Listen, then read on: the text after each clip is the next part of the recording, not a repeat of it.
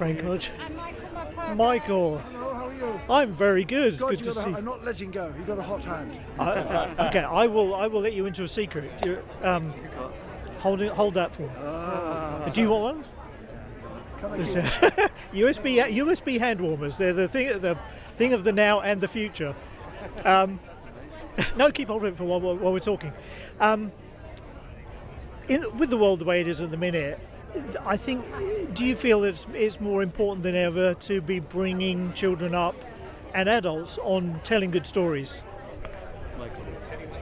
It's always been important, and the world's always been a troubled place. The notion that somehow we've walked into a sort of a forest of discomfort at the moment is nonsense. It's always been there, or it's always been waiting to happen.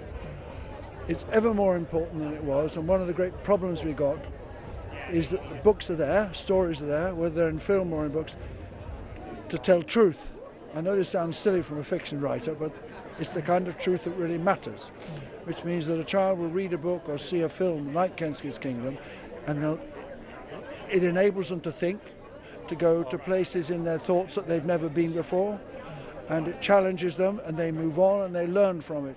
It's really, really important, and it's an essential part of a child's upbringing. It's essential, good for their well-being. It's essential for their education, and a film like this, to me, is how film should be for children. Not just funny ha-ha. We can do funny ha-ha, and that's fine. This is more than that. This is actually sit down and listen to this, and it might be interesting. And what we have found going round is that they've got this concentration. They want emotional connection to people and the world around them. They know the problems. You know, they know there's a world which is falling apart in terms of the environment. They know there's war where there should be peace. This helps them. It guides them through the thinking. It doesn't tell them what to think, but it guides them. And that's the one thing when we've been talking to directors and producers, is that while some of the situations may be fictional, for good films, it's always the human responses which are very authentic, and that seems to be the context that we see again and again in good books and good stories. This one, I think, this film's taken a long time to make. I'm embarrassed to say how long, but this great warhorse was My Little Pony when we started. But it feels like it's come at the right time.